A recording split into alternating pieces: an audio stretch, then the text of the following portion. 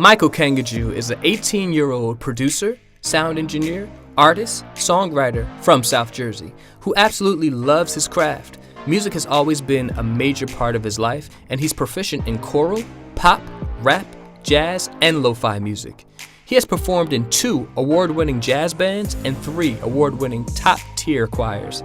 He also uses his voice to speak up about racial injustices in South Jersey and produced an EP called Black Boy Dreamin', which by the way is available on all streaming platforms. And this project addresses some of those injustices in a creative way. Michael Kangaju, you are definitely what's good in South Jersey this week. Michael Kangaju. Yo. How you doing, man?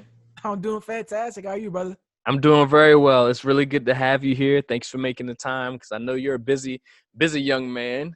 First of all, let me start off by saying Happy Black History Month, man. Of course, yeah. Happy Black History Month, man. Definitely. Yeah. Let's go. And I think that this year, especially, your contribution as a black man is very, very plentiful. We have this project, this EP called Black Boy Dreamin'. Yes, sir. Yep. Got the album art right here. Yeah, amen. And you sent me some of your work, and I was listening, and I was like, well, first of all, this man he knows what he's doing with the pen and the pad. First of all, he has bars, as they say, and yeah. you know he's actually tackling a couple of interesting, controversial topics that many black men deal with, and now people are addressing. Also, not just with that EP, with that Black Boy Dreamin' project, you're also quite an activist, a young activist in South Jersey. And, you know, you're talking about things that don't make sense. You're talking about things that, you know, need to be addressed within the communities of South Jersey, and how we can get things correct and on an even playing field, I would say, for black people in South Jersey and just at large. So, first of all, you're only in high school, right? Yeah. So, you know, my first question is, between high school and getting your work done, how do you have time just to be an activist? How do you have time to do these things? Like, most extracurricular activities consists of drama, you know, or maybe I'll join a choir, or maybe a sport, but not you. You want to use your voice. Why? Well, why is like the most important question ever for like anything. I think it's just a beautiful question. Like the reasoning behind anything. It's just like a beautiful thing to ask. So why for me? It's just because I feel like I have the power in me to be able to do something greater for a bunch of different people that can like really be positive and impactful. And I really believe that with enough power and enough knowledge, anybody can do this. And I just chose to do it for myself, take it into my hands, because I want to be the change I want to see in the world. So really, I just take my own, you know, my own self, everything I can, my own power, my own knowledge, everything that I have from me. And I want to expound upon it, and give to everybody else so they have that same reach of knowledge, so they can disband themselves from their own ignorance or whatever, have them be. And so they can just be able to live a better life, a more peaceful life, one with more joy and less hatred and cynicism. And I really think I'd be able to do that for as many people as possible. And I really want to use my voice to be able to bring that to as many people as possible. Got it. And have you been successful? Are people listening? That's really what I'm asking. Are people listening when you grab the mic? Because it's not very easy to get people's attention, especially these days. Yeah. Even if you're talking about something impactful, or if you're talking about something important. So I understand that you lead a couple of town halls, and you discuss issues around race, and you discuss issues that just social injustice. Are people listening? Definitely in the town hall. They're definitely listening. I mean, I think I have captivated an audience pretty well there. They definitely are very receptive to what I have to say. And I'm very appreciative of all the 10 times I can just go out and like speak to people and have them listen to me. I think that's invaluable. So it's like, I really, really appreciate everybody who ever listens to me speak, takes my advice, anything that happens. Not just because it's me, because the message is just so powerful and that important that I want everybody to hear it. First of all, how old are you? I'm 18. 18 years old. Tell me a little bit about your experience for 18 years have you experienced your own personal walk injustices or of the racial kind, or uh, experienced or viewed anything that was just not cool and rubbed you the wrong way, where someone was taken advantage of just because of the color of their skin? As far as me seeing other people happen to other people, like it's everywhere on the news for the past like couple years, especially with George Floyd, Breonna Taylor, you know, Ahmaud Arbery, all those people, and countless others that don't even make the news sometimes. It's like all those people, it's just they're just like victims of racism. And this the institutionalized racism that we have to live through every single day has been a part of America since its foundation. And it's just a terrible sight to see, and it's like really hard as a black man, or as a human being. It should be to be watching these things unfold before your eyes, especially on the news, everywhere it's around. But thankfully, people are taking the action that they need to make it right in some fashion. But the fact that it's happening and I see it all the time is just a terrible thing to see. And for me, I've definitely experienced racism in my life. I mean, especially in my school, definitely the little microaggressions, sometimes even macroaggressions that happen all the time. They're definitely there, and they're real things that happen to black people all across the country, even across the world sometimes. And it's just a very, very difficult thing to go through, especially when it's so normalized to the point where you can't really do much about it in the grand scheme of things. So it's hard to deal with and kind of hold down your chest, that little chip on your shoulder in a way. But overall, I feel like I've been able to overcome those things and really work with people around me. So I'm not really making any enemies as I am making friends. Right. Do you take those things that you feel, especially when it's an injustice towards you, do you put it in your writing? Because you're a writer, man. Like, even Yeah. even if it's not spoken word, or even if it's not something like school related or speaking for in front of the forums that you host, but you have some lines. Just listening to your work on the Black Boy Dreaming project, it's like, okay, he's got some things that he wants to say. I wonder though, Mhm. your experience, does that fuel your words? Of course, always. So I love to write from experience because as a black person, why would you not write from experience? You know what I mean? Like this is your life you're living. You're telling people about why your life should matter in the grand scheme of things. They'll tell you all lives matter. Yes, of course they do. But the Black Lives Matter has to happen too as well. We have to matter as black people on top of all people. But if you just want to like ignore everything else and be like, oh well, all people matter, and ignore the flaming house is right there. You know what I'm saying? You know what I'm saying? Like we all matter, yes. But with Black lives, we need to matter as well. And we need to feel like we're a part of those all lives. So it's definitely like that. Definitely. And yeah, I agree with you. And I want to go into your spoken word. The spoken word is called "The Power of Words and the Strength of the Heart, the Color of My Skin." And there's a line in this spoken word where you say, and I'm quoting you, you say, with a pure consensus and character of cordiality, racial hatred will finally disappear." Should elaborate that line for me for a little bit. Why did you write that? Because uh, I think that in the times that we're living in, there's so much of a fast-paced mobility that being cordial or being kind to anybody is just a waste of time. I think that Mhm. some people might say, because where do you find the time to really stop and see if someone is hurting or see if someone is doing okay? So Right. where did that line come from? Well, it's definitely from the works of Martin Luther King Jr., of course, because no matter how bad things got or where people led them or the negative things and hateful things and racist things that were done unto him and his people, he always like reacted with like kindness and a kind heart and just cordiality. You know what I mean? Like it was never negative, never spiteful. It was always just an open hand, an arm reached out, an olive branch. You know what I mean? So it was always positive. And I want to embrace that because I really believe that positivity can be the number one weapon to be used against any type of hatred or type of adversity ever. So where everyone has a pure consensus of that cordiality, right? So we all come together and we agree that this type of peace needs to be met and come up with in society. That's when racism can finally be extinguished. Because once everybody realizes that the peace and the existence of our culture are one and the same, right? They're not two different facets of a separate beast, but exactly one and the same. Because as humans, we have to be supportive of each other, come together, and really acknowledge each other as positive individuals to be able to move forward to do great things. Because nothing fantastic was ever born out of hatred.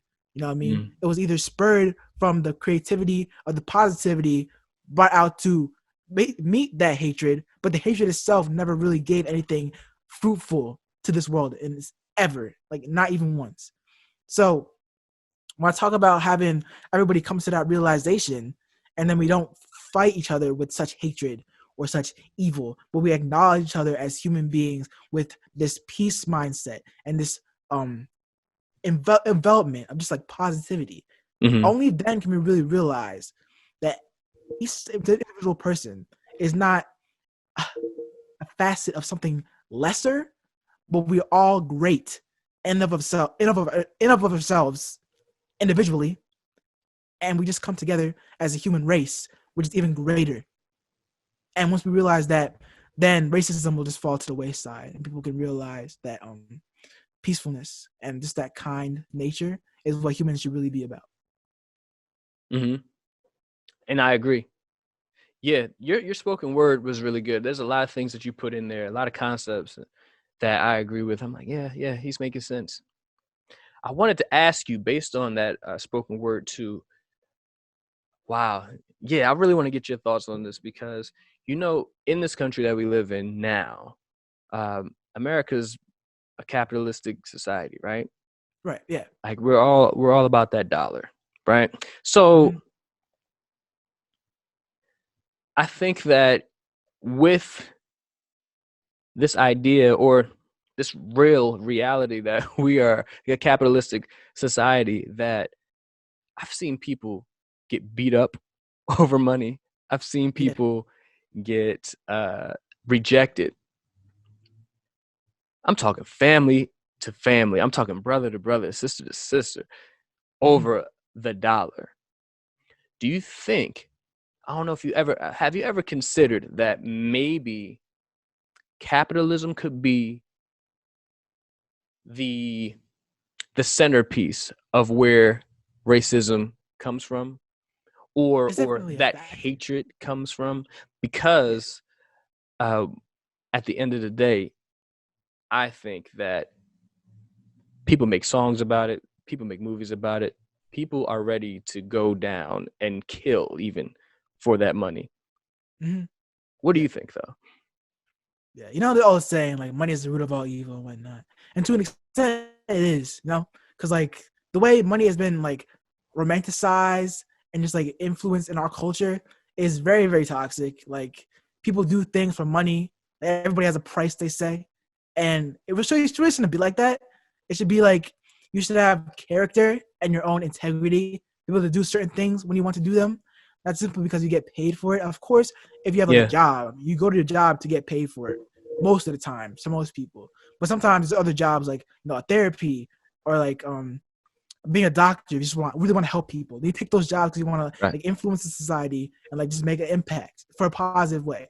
But right. if some people just like they just go take these jobs just because they want to make that money, that 200K salary or whatever. So those are the two different dynamics of the influence of affluence in a society.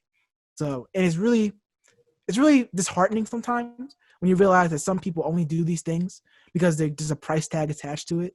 So if Yeah, money really wasn't a construct in any of this, then we would really have the many great people or the great professions or the great strides in our society that we really had. It wasn't for money. Like would we really be inventing all these new technologies, like these new phones that come out every year, if they weren't going to sell for hundreds of dollars? We're right. really going to be able to break all these medical fields like explosions of just new medicines and everything, that if there wasn't going to be like a taxpayer paying for the medicines to be distributed to all the citizens, right? Like, are we really doing this just for the betterment of humanity and as us as a people, or just because there's a price tag attached to it?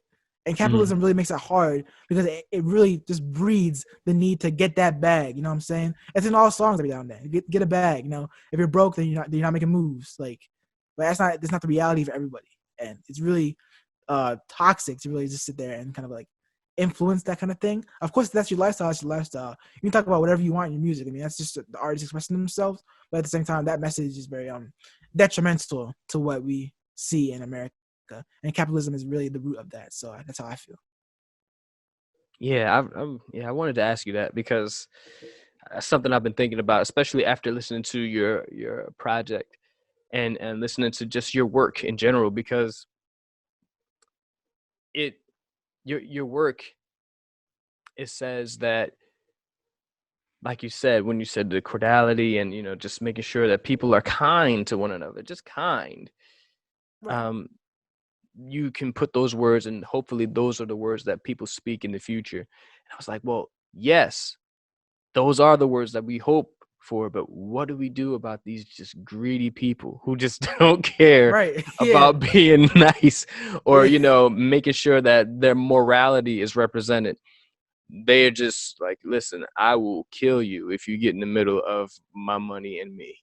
So I was like, man, I wonder, that's an interesting idea or notion to be explored, I thought. But back to you, Black Boy Dreamer Project. Yeah. What inspired you to even just go to that place? And what is a black boy dreaming to you? What's a black boy dream about? Black boy dreaming, that has to just be me. In other words, it's just like Michael Caine, just black boy dreaming. Just dreaming for another future, a different society, a better environment for all types of people, especially black people, to just live in and thrive as a whole in unity. You know what I mean? So I took that as like an allusion to me and Hmm. how I just want all these things for America, especially in the world in general. And I just utilize all my own thoughts and philosophies that I've written down over the years and all of the experience that I've gone through to really create this project and these songs with these messages that really can be played in any circumstance and can really just fit into anybody's playlist to really influence their minds and how they really think about the world around them, give them some deep thought and how black culture really is in America, how institutionalized racism is really working against all people in a way, but especially black people. And I really want them to realize how, just in general, right, how racism is just taking its toll on America, especially in 2021. Like what? Like it's still here. It's been like 400 years. You know what I'm talking about? So like it's just Yeah, like crazy. yeah, it's been a while. It's definitely been a while. I want to read uh, one line from Resurrection, Sure. and hopefully I could get your reasoning on why you put it that way, because I felt you when you said this. So I'm gonna just read this. It says, "I pity the people that label us pessimism, but they never been black for a day. I feel like an animal caged in a zoo. How they hand feed us lies and tell us we're free. That's their insurrection, but this is my resurrection. I will fight for my people till they're free." Yes, sir. Bars, first of all. Thank you. Bars. Because I feel that way too. And I wanted to know where you were coming from with that. And do you still feel this way as an 18-year-old black man? Do you still feel like you're in a cage? Yeah, definitely. Because like So, whenever we talk about anything race related, people are like, oh, why have to bring up race? First of all, it's a microaggression to begin with. Like race is a evident thing in a society. It's what drives most of the things that you happen to have to privilege of, encountering every day, depending on your race, of course. And yeah. it's just impacts everything and everybody, subliminally and like extrovertly. Like everyone experiences it, and it's just really like distasteful to just like throw it to the wayside and just be like, oh, well, why are you talking about race? Race is this and that. Like you're just being pessimistic. Like, like look at this. It's nothing to do with race. It's just one thing or whatever it may be. Mm, And it's just really like, so you're really not black. So you really just don't understand. Like black people have to deal with this every single day. Like everything they do is a race thing. Like if I do something one way and somebody of a different race interprets it as something else, then that's a whole problem now because they're just using their own racist ideologies that's been enrooted into our system and our society, and it just takes a whole different tone. And people don't realize that it happens every day, all the time, to all different people of color, right? And people just label that, oh, you're just being pessimistic. Oh, why are you bringing up race? Why are you doing this? And I really feel like an animal caged in the zoo because they just keep telling us that, oh, it's fine. It's nothing to do with race. It's nothing to do with this and that. But they don't really understand what it's coming from, what these implications mean. And so it's very, very detrimental to the psyche of people of color to really be hammered down to this notion that we can do this, they do this and that. It obviously has racial intent, but they're gonna say it's not, has nothing to do with racism whatsoever. And so we have to live with that and sit there in our own silence and be like, so we can't speak out about this because the public doesn't want us to, because they think it's not anything to do with the color of our skin, when it obviously has implications of that sort. And it's really hard to really go through life like that when you're constantly being denied your right to speak up against something that's really just being thrown against your head. And I really just feel like they're just feeding us all these lies like that. Like, whether they mean to or not, this is what they're doing. And it's really hard to get through that. And you can tell with the insurrection that happened and with how they just came up with their own ideologies and just went out and, got peer pressure and conformity to just go out and do this thing to our nation's capital, despite their own, moral compass or whatnot. But that's their insurrection, which is my resurrection. How I come up from the dirt, how I just reevaluate the situation, how I come up from where I was before, how I'm stronger than I was, how I'm greater than I was. And I will lead all the people of color, all people, period, to a place where we can finally be together and live in true freedom and harmony, which is what I want to do, period, and just help as many people as possible. Of course, I'm not the only person that can be able to do this. There's like thousands and millions of people who can do the same thing as well. But I want to play my part in doing that, completing that task. Nice. Is doing your part, does that include also going into Black communities and teaching them about themselves, about their history, and showing them how to band together? Because if you notice, those people that did that horrible act at the Capitol, they were together. Like, there were more than one. They were all on one accord. They all had a common goal, and they pushed on, even though it was in the energy of something negative, or it was in the spirit of something horrible, and people were at danger. Could you imagine how it would look if communities in South Jersey, Black communities, were taught about themselves and where their lineage comes from, how rich their history is, and then we're definitely power. Right, yeah, and tell them what they could be, opposed to what the picture of how Blacks are in America is painted. Of course, yeah, because people always tend to live with the stereotypes if they know nothing more than the stereotypes. So it just perpetuates that negativity. Because if I tell you you're one way and you don't know anything else, there's no mirrors around you to really get that insight that you're really not. So you just live up in that image, and then when they go back a couple years later, be like, oh, see, I told you, all Black people are this and that.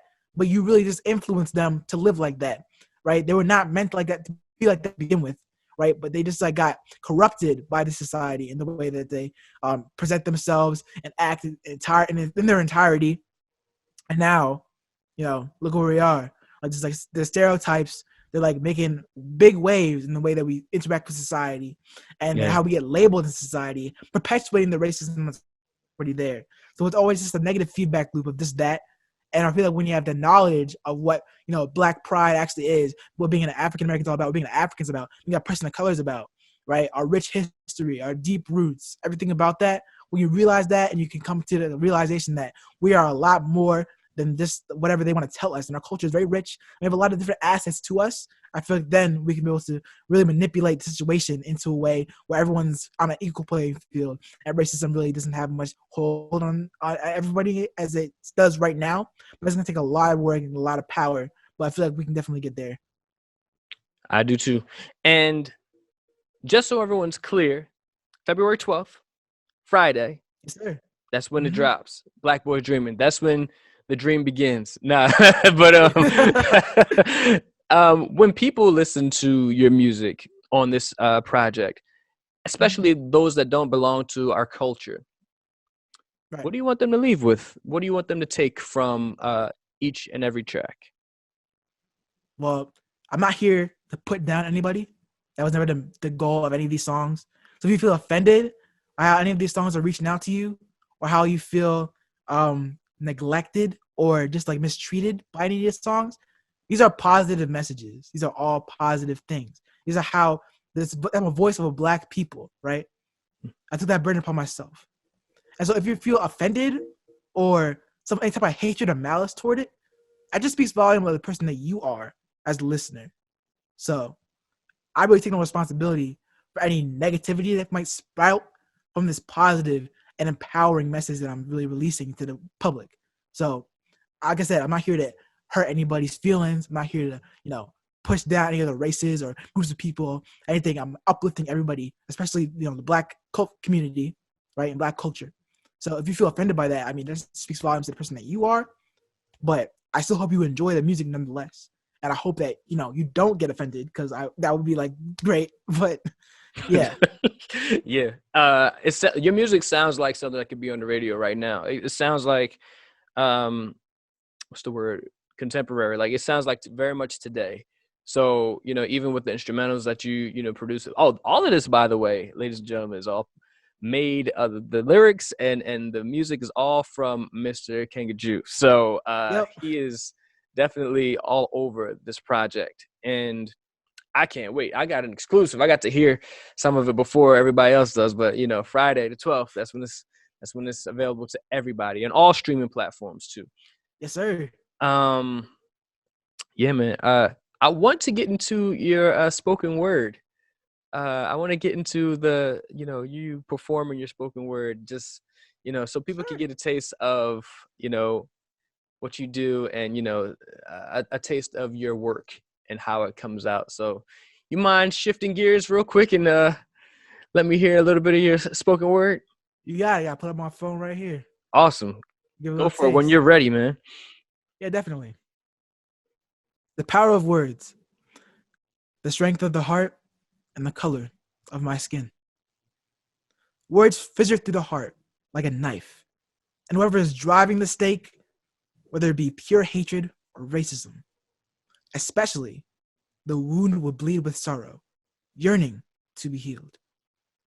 The way such thoughts would navigate through your mind, corrode your humanity, and spit forth from your tongue, dripping with the venom of malice and animosity, is hard to fathom. What you don't see is what those words do to people who are targeted. Their hearts begin to weep.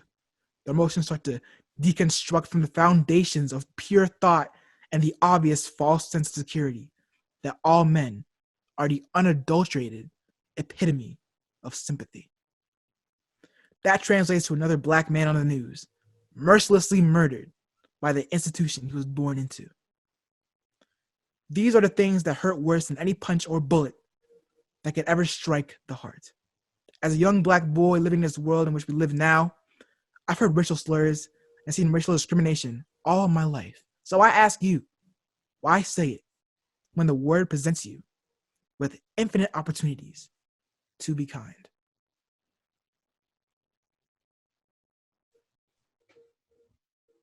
I like it. I love it. I think the world of it. So yes, thank you for sharing that. And man, people are in for a treat Friday, so please make time, ladies and gentlemen, to go check out Michael Kangaju's project, Black Boy Dreamin'. It's on all streaming platforms. This young man is inspiring and definitely what's good in South Jersey this week. And man, it was just a pleasure, getting to have this conversation with you, man. I appreciate it, man.